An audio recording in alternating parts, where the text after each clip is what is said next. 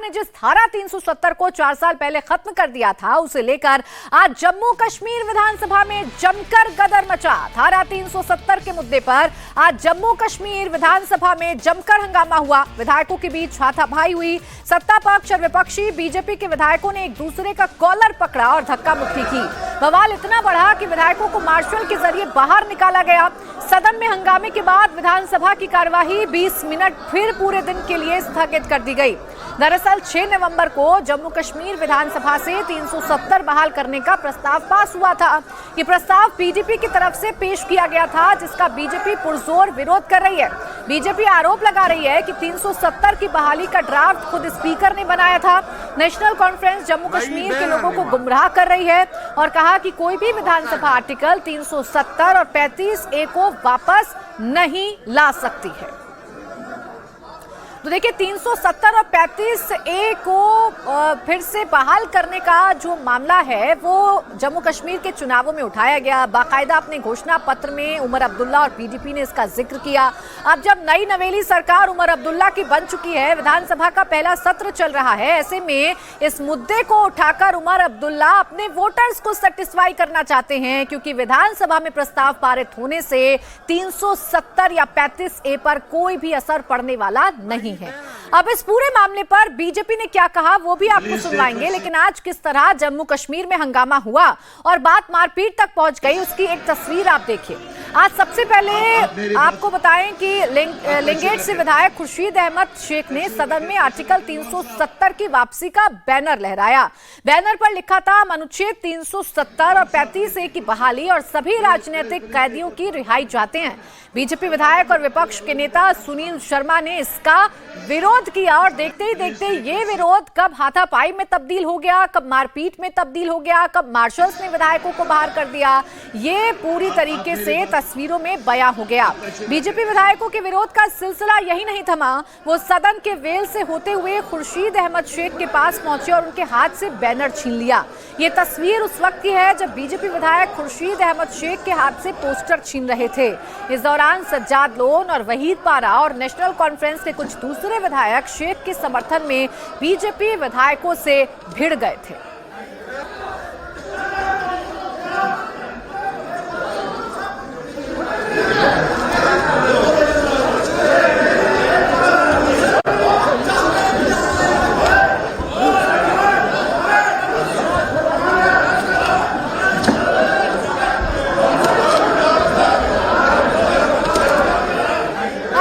देख रहे हैं, जितना भी झगड़ा या ये जितने भी आपस में आप ये कह सकते हैं गुत्थम गुत्था हो रही है, ये सब कुछ एक बैनर को छीनने या बैनर को वापस लेने के लिए हो रही है, जिसमें 370 की बहाली का एक नारा लिखा हुआ है।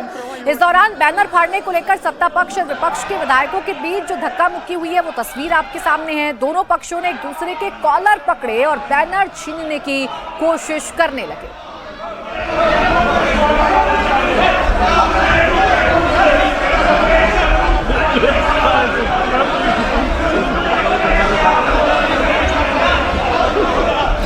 अब पूरा सीक्वेंस आप समझिए, जब ये हंगामा होने लगा, एक दूसरे के साथ मार पिटाई होने लगी, तो मार्शल एक्शन में आए। हंगामा करने वाले विधायकों को बाहर करना शुरू किया।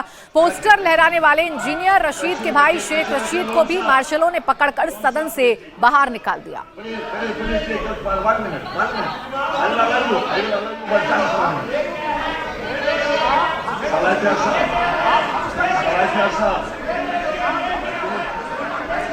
देखिए, धारा 370 को लेकर विधायक बवाल पर उतारू थे। हंगामा कर रहे सत्ता पक्ष और विपक्ष दोनों ही तरफ के विधायकों को मार्शलों ने एक एक करके बाहर निकालना शुरू कर दिया।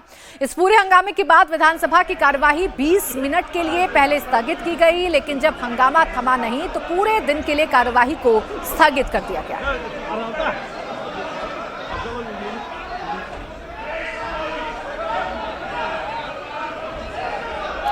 विधानसभा में जिस पोस्टर को लेकर बवाल हुआ या पोस्टर जिसने लहराया, उन्होंने जो बयान दिया है उसमें बीजेपी पर निशाना साधा। खुर्शीद शेख ने कहा कि बीजेपी डिबेट से बचने के लिए सदन में बवाल कर रही है। खुर्शीद शेख ने बीजेपी पर मुद्दों को भटकाने का आरोप लगाया। जैसा कि आपने कल देखा होगा कि बीजेपी वालों ने जो है, बीजेपी के मेंबरान ने कल ही कहा था कि हम जो है इस हाउस को चलने नहीं देंगे, क्योंकि हम भी एक रिप्रेजेंटेटिव है, हमें भी बात करने का जो है हक है इस हाउस में, और हमें खदशा था कि शायद डिबेट और डिस्कशन के ज़रिए जो है हमें अपनी बात रखने का मौका नहीं दिया जाएगा। तो इस वजह से जो है हमने एक बैनर लाया था जिस पे हमने जो है 370 और 35A की रेस्टोरेशन की हमने डिमांड रखी, और जो 5 अगस्त का फैसला लिया गया हम उसको जो कंडम करते हैं, रिजेक्ट करते हैं, और साथ ही साथ जो पॉलिटिकल प्रिजनर्स हैं इस वक्त, तो उनकी रिलीज़ और रिहाई के लिए जो हम डिमांड करते हैं। ये मामला हाथापाई तक पहुंचा? हाथापाई तक पहुंचा, क्योंकि जो इस वक्त अपोजिशन में बैठे बीजेपी के जो मेंबरान हैं वो असल मुद्दों से भटक रहे हैं, उनमें हिम्मत नहीं है कि उनके पास मटेरियल नहीं है कि वो डिबेट और डिस्कशन करें, तो इस वजह से वो हाथापाई करेंगे। यही हाथापाई, यही जोर ज़बरदस्ती से उन्होंने 5 अगस्त को जो है बीजेपी का ये आरोप है कि आर्टिकल 370 रेजोल्यूशन को पास करके ये पाकिस्तान के एजेंडे को जो है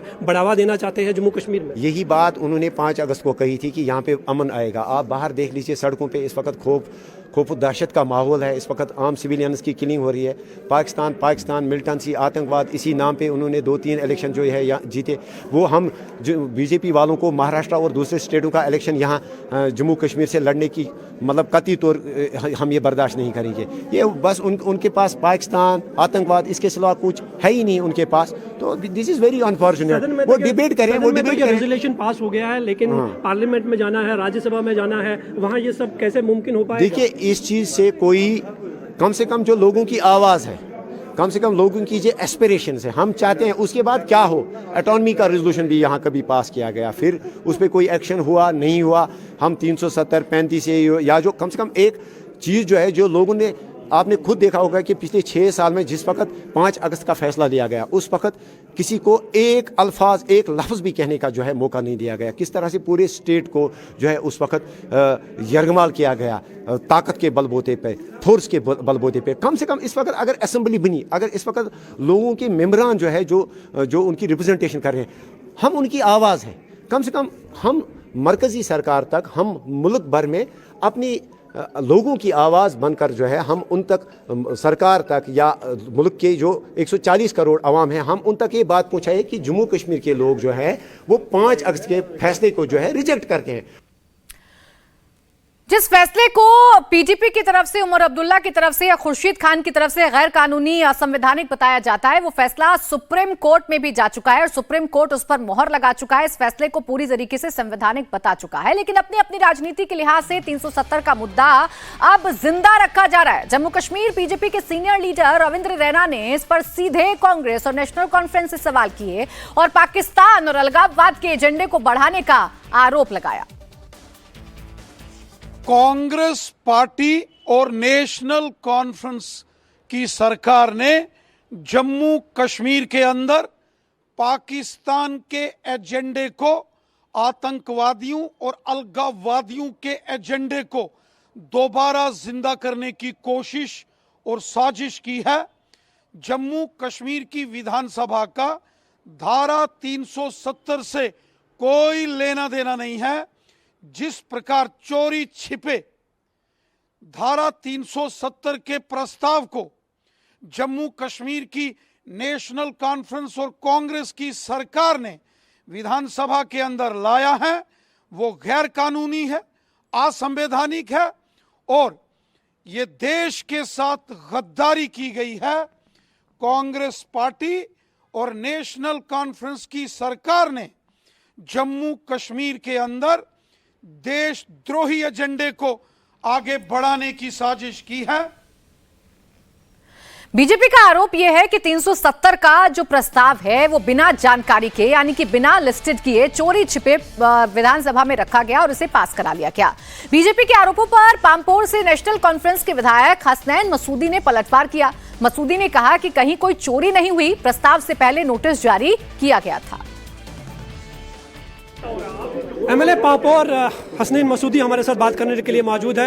हसनैन साहब, आज भी जो है हंगामा देखने को मिला, बीजेपी वेल में आई, शोर शराबा किया, कहा कि गैर कानूनी तरीके और चोरी छुपे जो है रेजोल्यूशन को पास करवाया गया। देखिए क्यों चोरी छुपे हुआ, बाज़ाब्ता स्पीकर साहब ने जो नोटिस दी गई 5 तारीख को, स्पीकर साहब ने बाज़ाब्ता उसका मतलब पढ़ा हाउस को, बल्कि इब्तिदान तो लीडर ऑफ अपोजिशन ने कुछ बोला भी, तो ये तो बिल्कुल सारे कायदे कवायद के मुताबिक हुआ।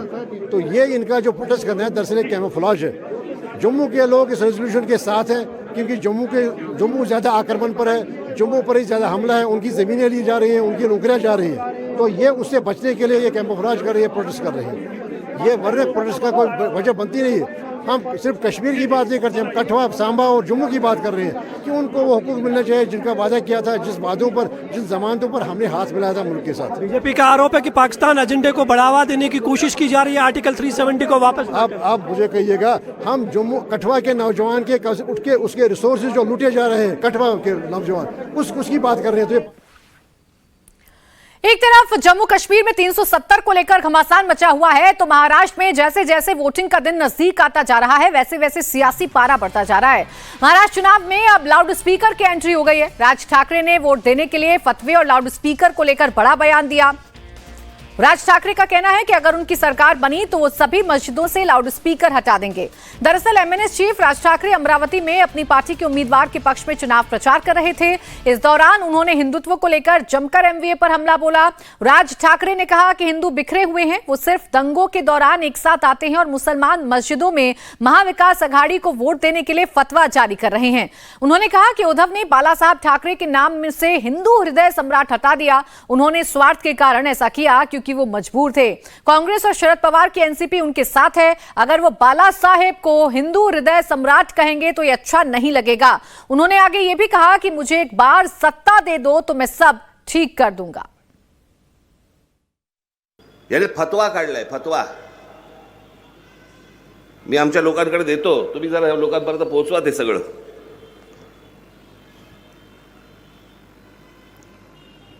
हे सगळे मुसलमान आता मशिदीमधले फतवे काढायला लागलेत।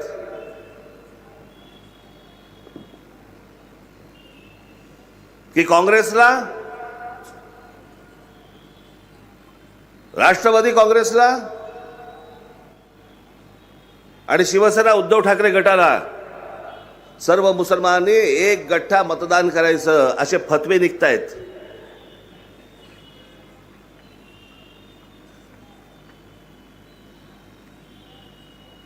आणि ते आता लोकसभेला पण जाणवलं तुम्हाला, एक गठ्ठा जातात, एक गठ्ठाच्या गठ्ठा आम्हीच विखुरलेले।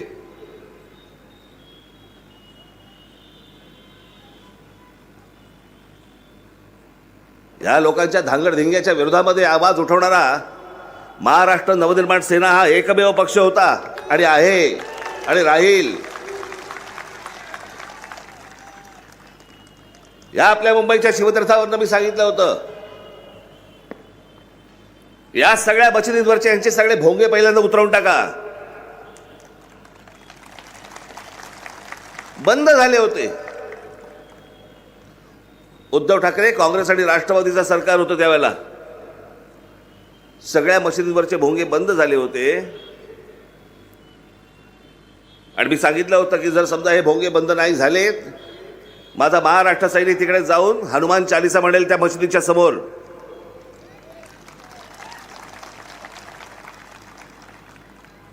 हे काँग्रेस, शिवसेना आणि राष्ट्रवादीच्या सरकारने माझ्या महाराष्ट्र सैनिकांवरती जवळपास 17,000 महाराष्ट्र सैनिकांवरती केसेस टाकल्या। मी तुम्हाला आता सांगतो, राज ठाकरेचा शब्द आहे, उद्या तुम्ही माझ्या हातामध्ये जर या महाराष्ट्र राज्याची सत्ता जर समजा हातामध्ये दिली, एकाही मशिदीवरती एकही भोंगा तुम्हाला दिसणार नाही या महाराष्ट्रामध्ये। तो लाउड स्पीकर हटाने का वादा तो राज ठाकरे कर रहे हैं, लेकिन उन्हें यह भी अपने वोटर्स को बताना चाहिए कि वो महाराष्ट्र में सरकार बनाएंगे कैसे। कुल मिलाकर जो जंग है वो हिंदू और मुसलमान वोट की नजर आ रही है। कोशिश की जा रही है क्योंकि अब महाराष्ट्र के चुनावों में बजरंग बली की भी एंट्री हो चुकी है।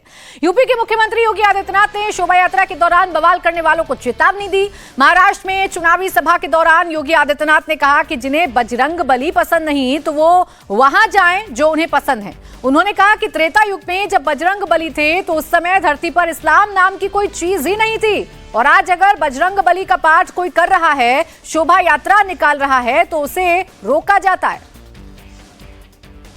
याद करिए, जब बजरंग बली रहे होंगे त्रेता युग में, तब तो इस्लाम नाम की कोई वस्तु इस धरती पे नहीं थी। और आज अगर बजरंग बली की हनुमान चालीसा का पाठ हम कर रहे हैं, रामनवमी उसको प्रतिबंधित किया जाता है, उसको रोका जाता है। किन कारणों से? और जिन्हें बजरंगबली पसंद नहीं है, उन्हें जो पसंद है वहां जाएं। भारत के अंदर कौन ऐसा भारतीय होगा जो राम को न मानता हो, जो बजरंगबली को न मानता हो?